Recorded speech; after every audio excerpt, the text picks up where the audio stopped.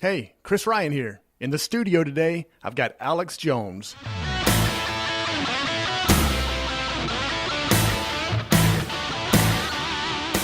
We'll be talking about two of my favorite subjects, rock music and guitars.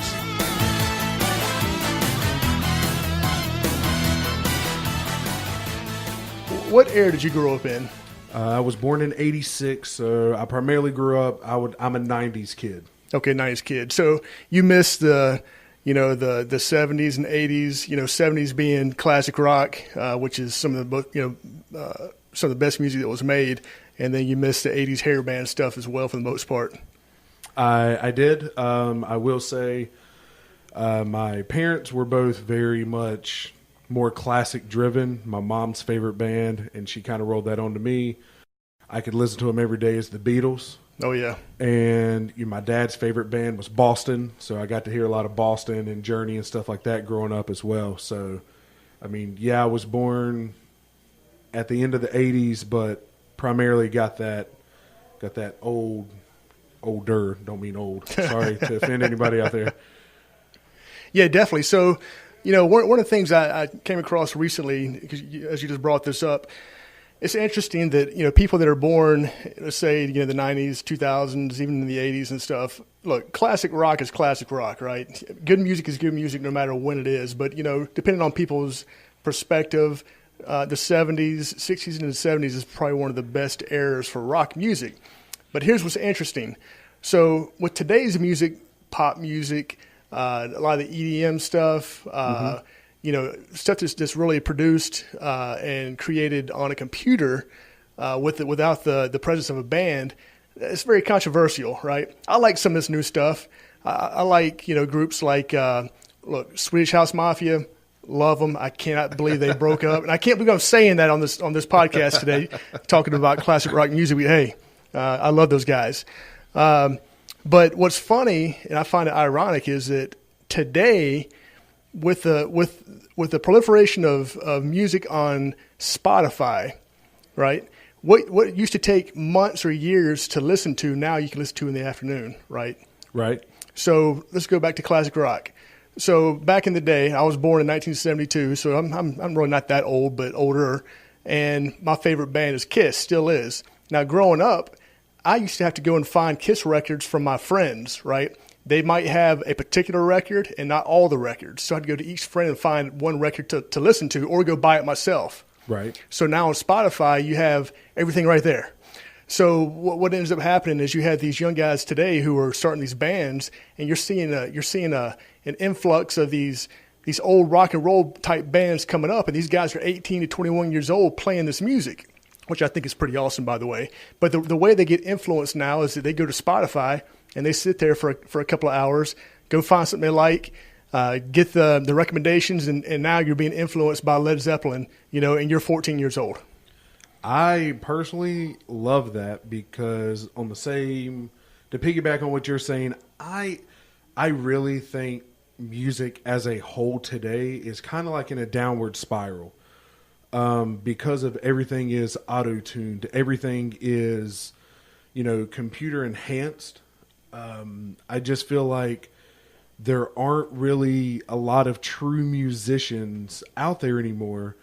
And I know there's a difference between a musician playing an instrument and a singer.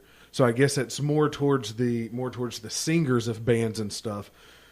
So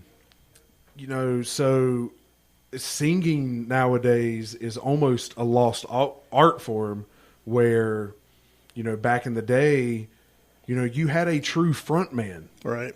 And you don't see that anymore. You have, Adele, homegirl can sing. Ed Sheeran can sing. But then you listen to like some people on a record or on a single that they've released, and then when you listen to them live, they almost sound completely different. Right. And I think our society and everything's got so wrapped up in somebody's image and what they look like and not based off how they sound. Do you think Meatloaf would be like a front man for any band like in today's time? No. I mean, I don't think so either. I mean, not saying Meatloaf was the best singer in the world, but he was very charismatic, and he had this draw and this pull to him that he connected with the crowd. And you just don't see that anymore. Like, you feel like these people have to look and be a certain way, and and I think that's a society problem personally. Right. Yeah, I agree. And it is, because now with social media and whatnot, look, the reality is that you have, I see it with my teenage kids, you have the shaming that goes on social media, and, and people are so concerned about, the way they look, that you're right. Meatloaf today, I mean, it'd be hard to get him front of the band. Matter of fact, 2 years ago, 3 years ago, I think it was American Idol, or it was one of those shows, one of those reality music shows. But there was a guy, and I had to pull him up and find out what his name was, but he was kind of a heavyset rocker. And his thing was Led Zeppelin, and he could sing his butt off. But he does not fit that mold of all these skinny girls and everything else. And that's the reason why I'm going to give a big kudos to, and this is not a plug or anything like that, but the show The Voice. Oh, yeah. The judges have their back turned, and they base their decision on, do they want this person on their team based solely off of their voice, which is a true singer in my opinion. If you're able to sing and wow, Adam Levine, Blake Shelton, Christina Aguilera, I know she's not on the show anymore, but if you're able to wow some of these artists, and they hit that button and they spin that chair around, you're a singer. Right. And that's where I feel, American Idol, it's on like season 40,000 or something. They need to call it quits, because it seems like they're struggling right now. Like, I just stumbled across it Sunday night, and they had like a small little venue that they were in now, instead of this huge auditorium where they were selling it out all the time. Yeah, I definitely agree. And I like The Voice a lot. I think it's got some good stuff. And Adam Levine, he's just a brilliant guy, just as like, Blake Shelton is as well. But, to your point about rock music kind of, going away a little bit, potentially. So one of the ways that we kind of judge that is based on, musical instrument sales. To have a rock band, you have to have musical instruments. You got the guitar or guitars. You have the bass guitar, you got the drums, so on and so forth. Well, I thought it was pretty interesting that, look, the number one guitar seller in the nation is Guitar Center. I'm a huge guy at Guitar Center. I've bought so much stuff from there, it's not even funny. My wife probably wants to divorce me because of it. but whenever I get upset, I don't go buy chocolate, I go buy guitars. so I got a lot of money invested. But anyway, so what we see at Guitar Center is that, look, over the last couple of years, Guitar Center is ended up $1.6 billion in the red. Guitar Center has these things built into their price where they can make money. We all know that. The worst you could ever possibly do is go and sell a used guitar to Guitar Center. But the fact that you have these new guitar sales down, well, that's what plays into it, is the new guitar sales, because that's their overwhelming majority of their products are the new guitar sales.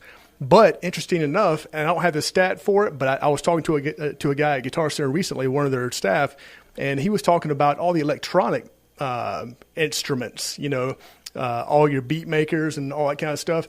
Those things are spiking and going through the roof. Right. Right. So that's to your point a minute ago. I feel like you can train a monkey to hit a button to create a beat, where it takes an artist, it takes a true person like a drummer. I don't know if anybody sat behind a drum set. It's a lot harder than what you think. They're not just sitting back there beating around on some drum kits. All right. They have to keep 4 different rhythms, one with each foot and one with each hand. It's a lot harder than what people think. Right, definitely. And I'll say this: I've played in bands all through my life, basically, different kinds of genres of music, but I think one of the things that is a telltale sign about, what's going on with rock and roll in general. Look, Gibson, the biggest news we got today, recently, as of May 1st, is that Gibson is filing for bankruptcy. That's a sad day in America, I'll be honest with you. Yeah, because they make all of their guitars in in the U.S. I think they have a factory in Memphis, Nashville, and then there's one in Montana, if I'm not mistaken. Right. You're right. Yeah. And Gibson has, their offshoot company, which is Epiphone as well. And Epiphone has been around forever. Epiphone has been made either in Korea or China, basically. And Korea is the number one place that a lot of the Epiphones were being made. And those are the quality Epiphones. But look, Gibson, gosh, I mean, look at all the people that have played Gibsons over the years that really brought Gibson to what it is. Elvis Presley, come on. B.B. King. B.B. King, absolutely. Hey, I mentioned a minute ago, but, Led Zeppelin, Jimmy Page, right? He's probably one of the most iconic guys playing Gibson Les Pauls. And you talk about B.B. King, he really brought about the 335 version of the guitar, which is a semi-hollow, and he's the one that brought that up. And his icon is basically Lucille, that black guitar that he plays at 335. Right. Everybody knows about him. Then you have guys like Ace Frehley and Kiss. Again, Kiss is my favorite band, playing that Les Paul. Les Paul, that guitar is probably the most iconic guitarist, period, in rock music. And you end up coupling that with a Marshall tube amp. Come on, that's the sound of the 70s right there.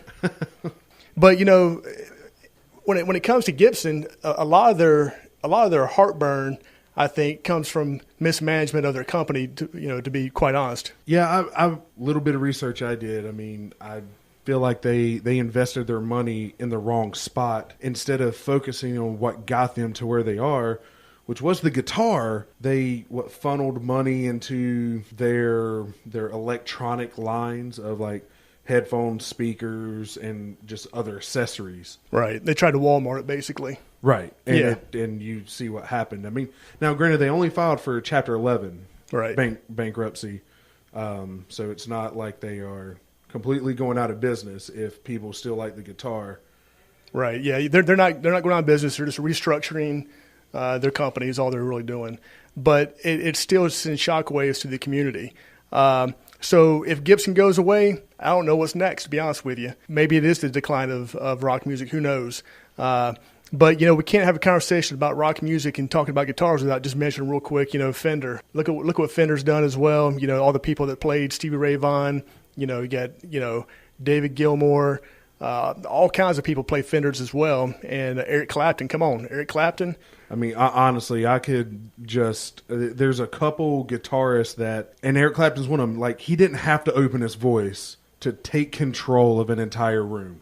He's one of those. Same thing with B.B. King rarely sang. He just sat down on a stool and just played that guitar, and it didn't matter what you were doing, you just turned and were like, wow. Yeah, definitely. There's all kinds of people that end up playing in the style of B.B. King and so on and so forth. But, shout out to my other favorite guy, which is, Jimi Hendrix. Jimi Hendrix played both Gibson and Fender, which is kind of different. Mm-hmm. And, he's most known, in the Woodstock days, Monterey, all those different concerts where he was playing his Fender. But I just want to give a shout out to Fender as well. Without them, we wouldn't have the music we have today.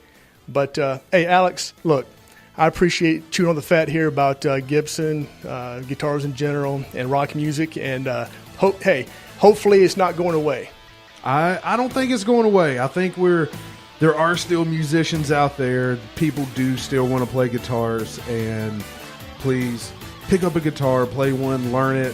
It is an art form. It truly is. I'm a firm believer. I don't want music to go away. Real music, not this computer music. And I know there's still a lot of musical talent out there. Absolutely. All right, folks, I appreciate it. I'm Kriss Ryan, and we'll see you next time.